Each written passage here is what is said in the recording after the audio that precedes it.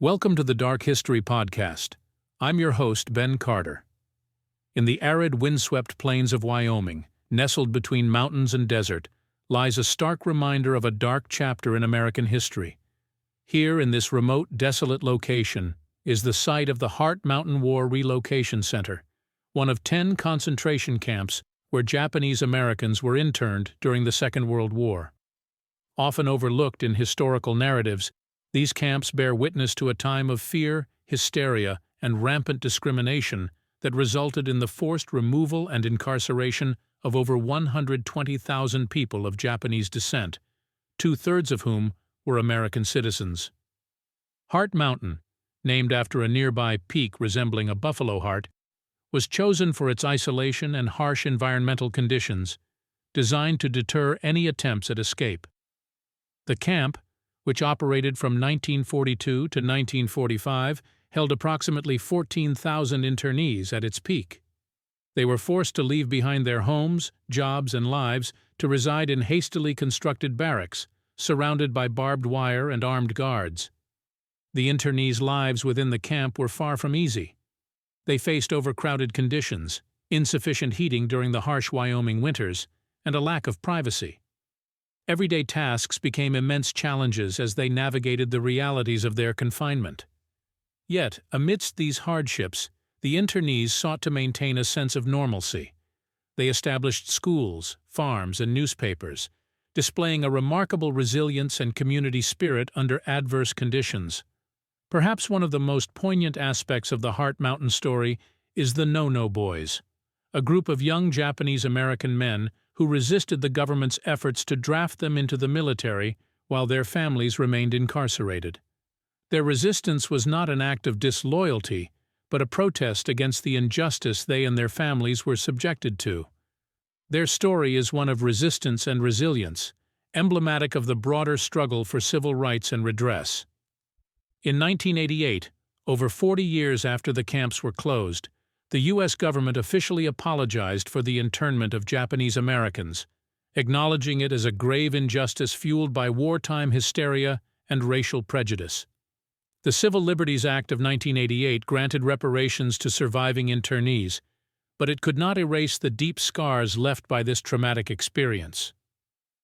Today, the Heart Mountain Interpretive Center stands as a powerful reminder of this history, educating visitors on the experiences of those who were interned and the broader implications of their internment. This story, however, is just one piece of the larger narrative of America's forgotten concentration camps.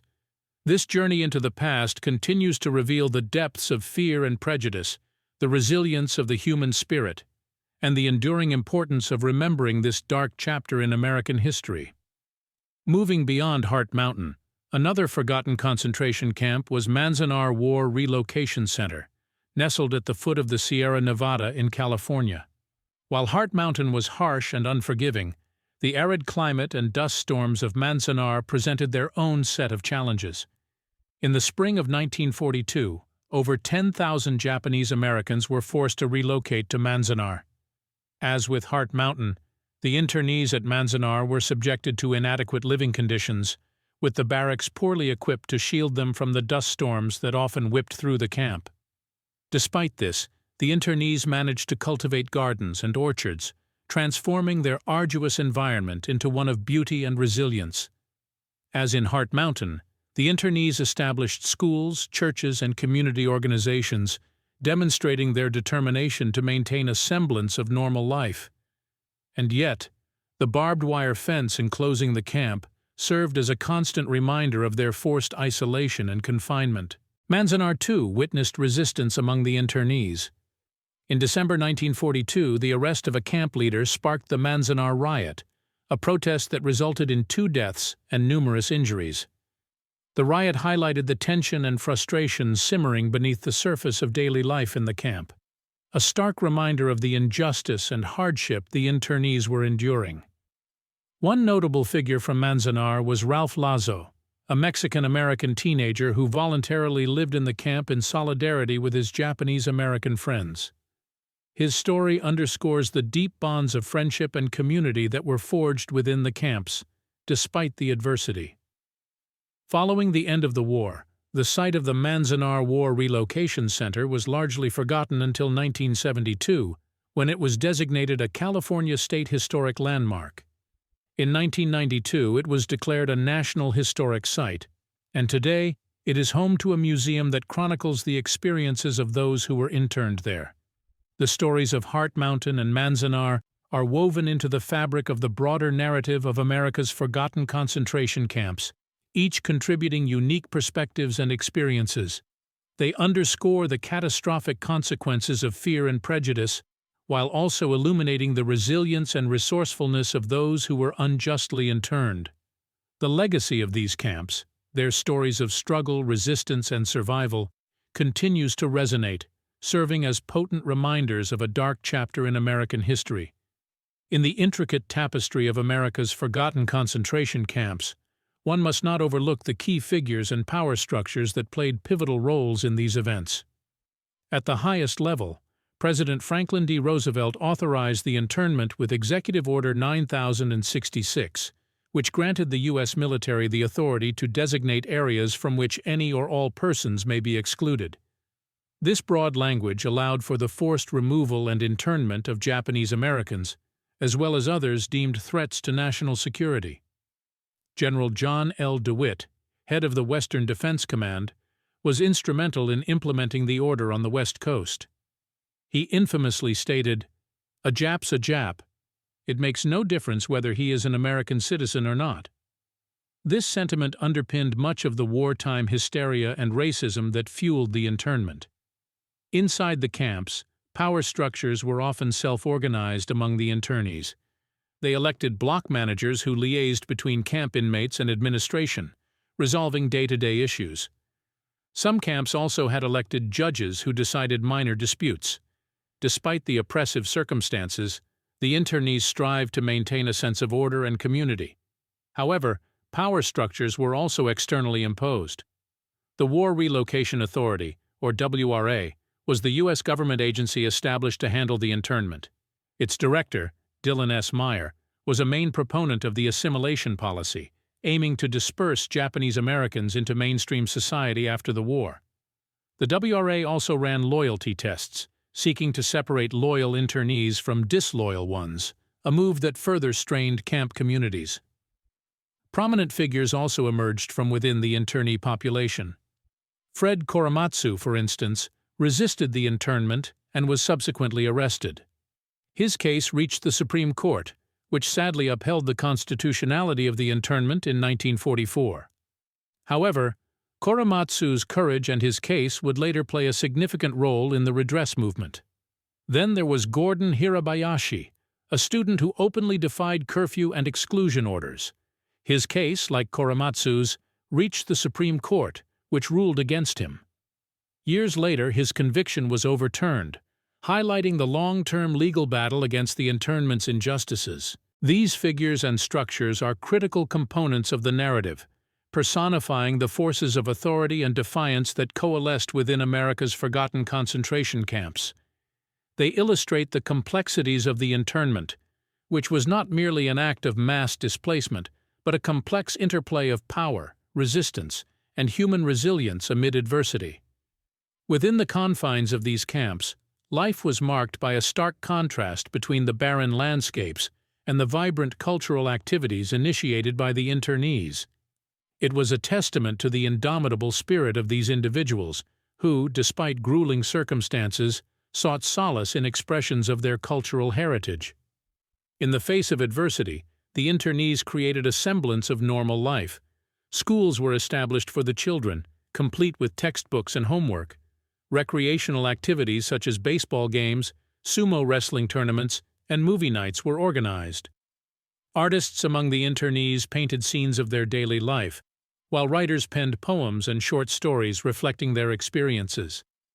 Traditional Japanese arts and crafts were also practiced, such as origami, calligraphy, and the creation of bonsai trees. Yet even as they tried to recreate elements of their pre-internment lives, the harsh realities of their situation were inescapable. Basic amenities were scarce, and privacy was virtually non-existent. The camps were surrounded by barbed wire, patrolled by armed guards. The internees lived in hastily constructed wooden barracks, enduring extreme weather conditions with inadequate heating or cooling. Despite their efforts to maintain dignity and humaneness, the daily realities of life in the camps were a constant reminder of their forced confinement and the discrimination they faced. Amid these harsh conditions, acts of resistance emerged. Strikes and protests were not uncommon, with internees demanding better treatment and protesting against unjust camp policies. At the Manzanar camp in California, the infamous Manzanar riot in 1942 resulted in 2 deaths and numerous injuries when military police quelled a mass protest.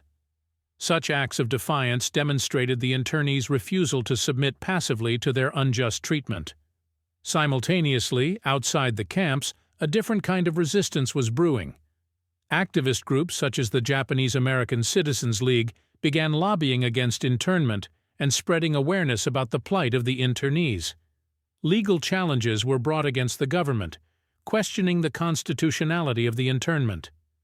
The narrative of America's forgotten concentration camps is filled with these tales of resilience and defiance.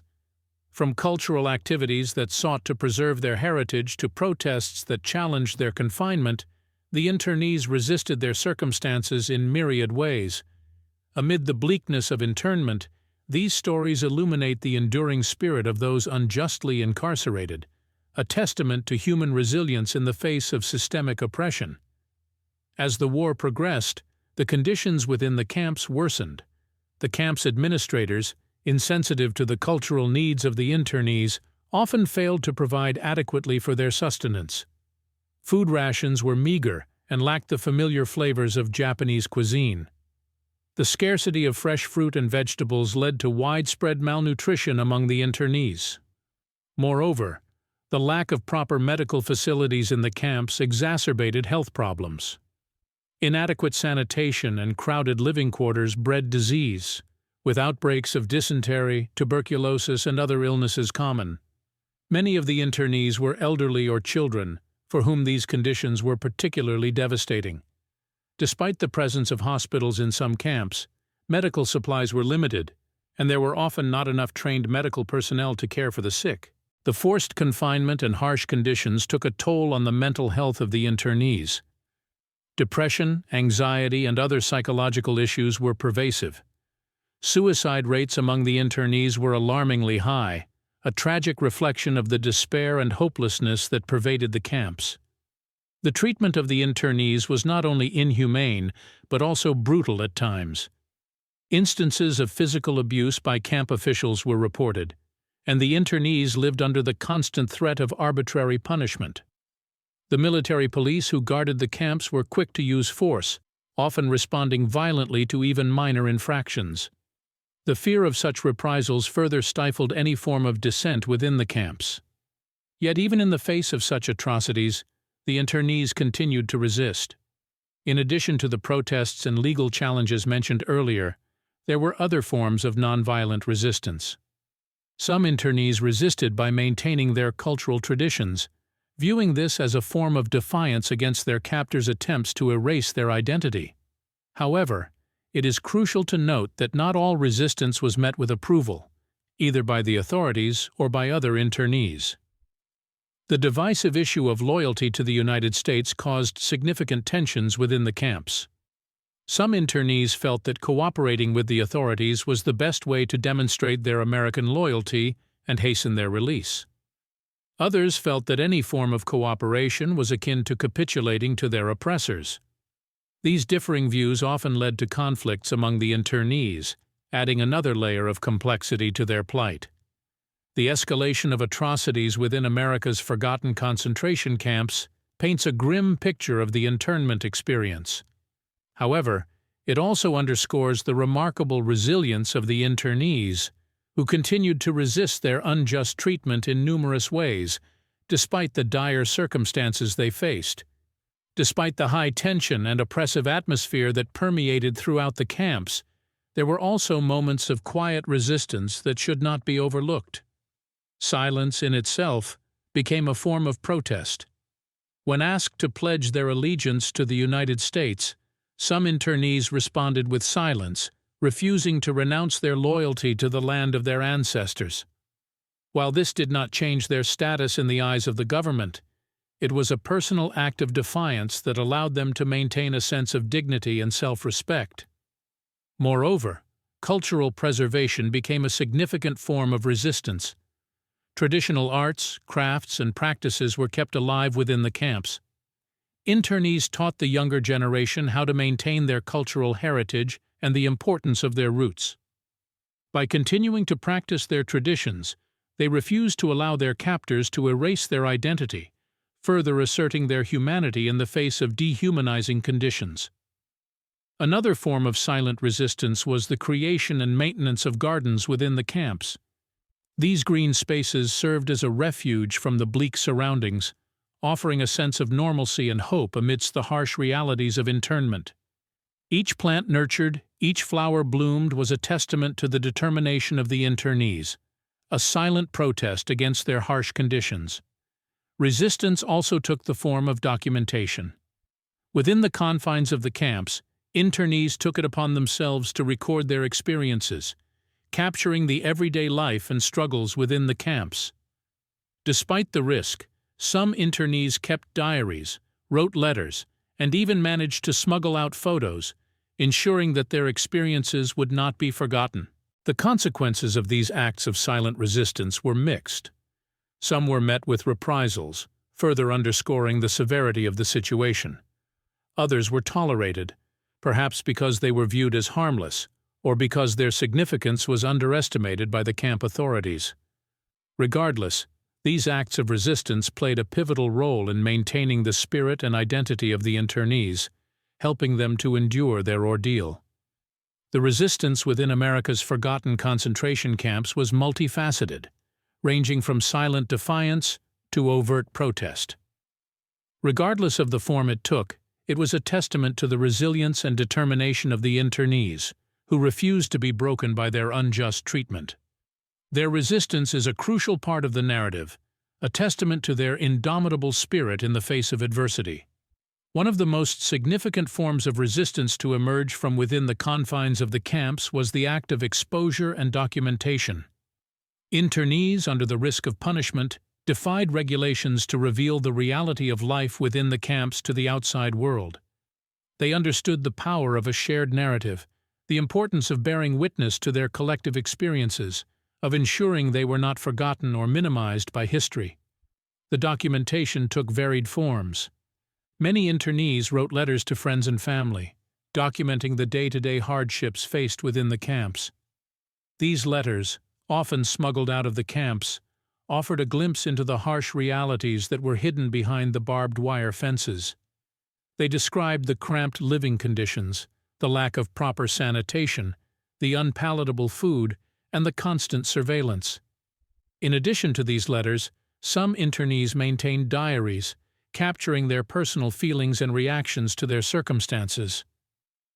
These diaries were not just records of the physical conditions within the camps, but also of the emotional toll it took on the internees. They chronicled the fear, the despair, the hope, and the resilience that marked the lives of those interned. Photography, too, played a role in this act of resistance. Despite the strict prohibitions against cameras, some internees managed to take and smuggle out photographs. These images captured the stark reality of the camps, from the bleak living quarters to the faces of the internees themselves. They served as a visual testament to the conditions endured by those interned, a silent but powerful form of protest. Taken together, these letters, diaries, and photographs offered a first-hand account of life within the camps, a narrative that could not be controlled or manipulated by the authorities. They were a form of resistance that cut through the propaganda and misinformation, revealing the truth of the internment experience. The exposure and documentation of the camps were acts of resistance that not only challenged the authorities, but also served to preserve the internees' stories for future generations. They were acts of defiance, a refusal to be silenced, a determination to bear witness to the injustices endured. They were an affirmation of their humanity, a demand for recognition and justice. And even more than that, These acts of documentation were a testament to the indomitable spirit of the internees, their courage and resilience in the face of adversity. They were a refusal to be forgotten, a determination to ensure that their stories, their experiences, and their resistance were remembered, acknowledged, and learned from. In the aftermath of the internment, the fight for justice began. Many internees returned to find their homes and businesses taken over by others or their possessions lost or stolen. The reparations were meager, adding insult to injury. The Civil Liberties Act of 1988 was a significant step in acknowledging and addressing these injustices. The act apologized for the internment on behalf of the U.S. government and authorized payments of $20,000 to each camp survivor. However, the road to this act was not smooth. It took over 4 decades and the relentless efforts of the Japanese-American community, including the survivors and their descendants, to push for recognition and reparations. The Commission on Wartime Relocation and Internment of Civilians, established in 1980, played a crucial role. It was a bipartisan commission tasked with reviewing the facts and circumstances surrounding the internment. The commission's findings were unequivocal. The internment was not justified by military necessity, but was instead a result of racial prejudice, wartime hysteria, and a failure of political leadership. These findings were a crucial step forward in the fight for justice.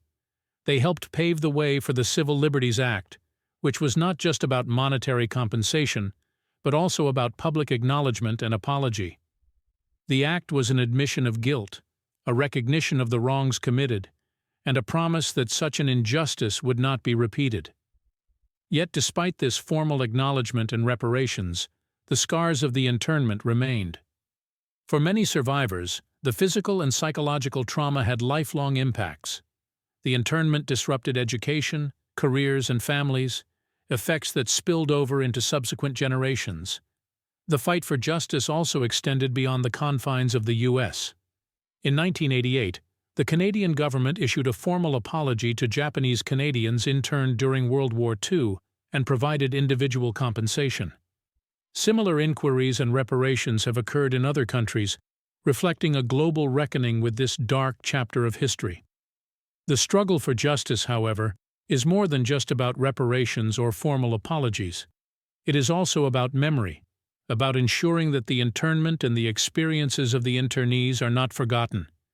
It is about preserving the stories of resistance and resilience, of courage and determination.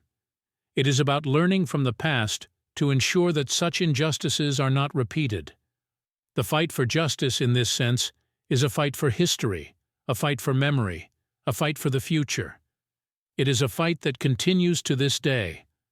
The legacy of America's forgotten concentration camps continues to reverberate through the decades, influencing not only the descendants of those interned, but also the broader contours of American society. The internment was a stark reminder of the fragility of civil liberties, especially in times of crisis. It underscored the dangers of racial prejudice and fear, the wounds of which are still felt today. In the aftermath of the Civil Liberties Act, there was a renewed emphasis on education and public awareness about the internment.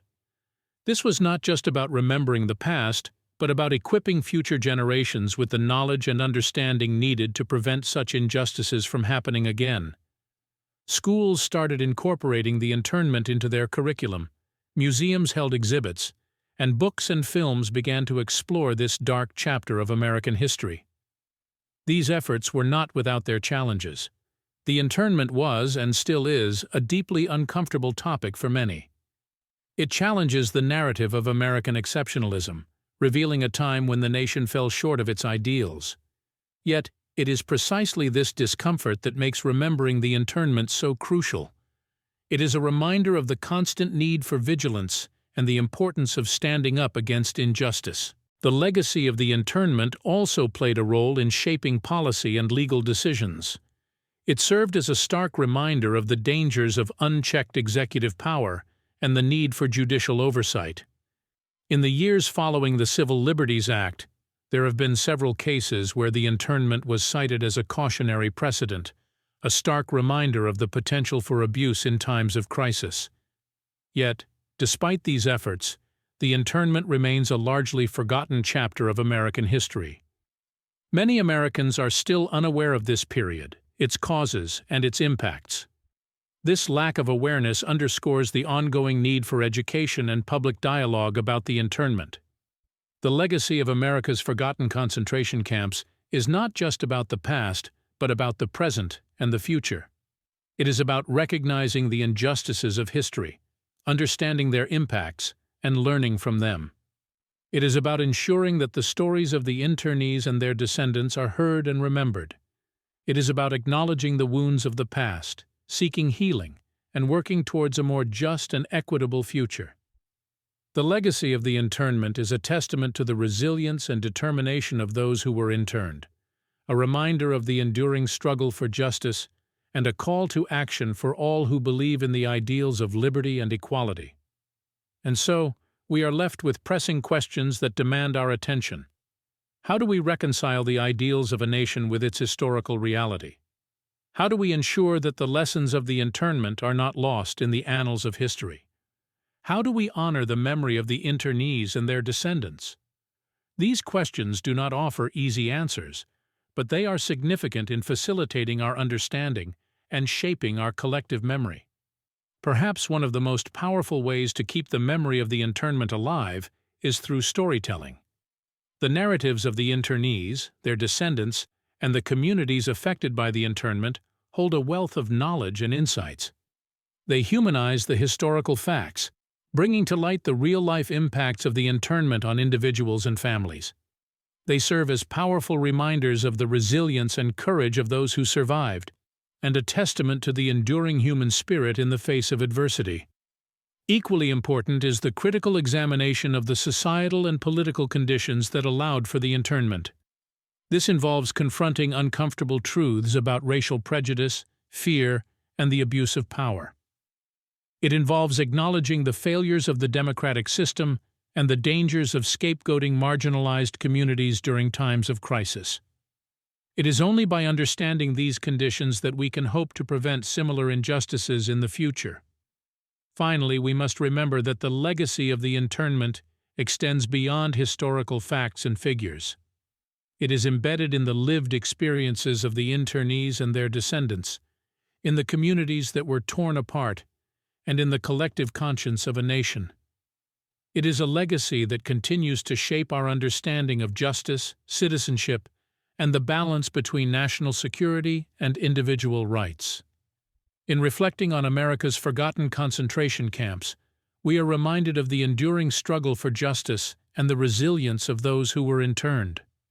We are challenged to confront the injustices of the past, to learn from them, and to work towards a more equitable future. The memory of the internment, though painful, serves as a beacon, illuminating the path towards understanding, healing, and reconciliation. The story of America's forgotten concentration camps is not just a dark chapter in America's history. It is a stark reminder of our collective responsibility to uphold the ideals of justice, liberty, and equality. It is a call to remember, to learn, and to never forget. Thanks for listening. This has been the Dark History Podcast. If you enjoyed today's episode, be sure to follow us wherever you listen to podcasts. And if you'd like to support the show, subscribe to the Forbidden Knowledge Network on Patreon. Subscribe now.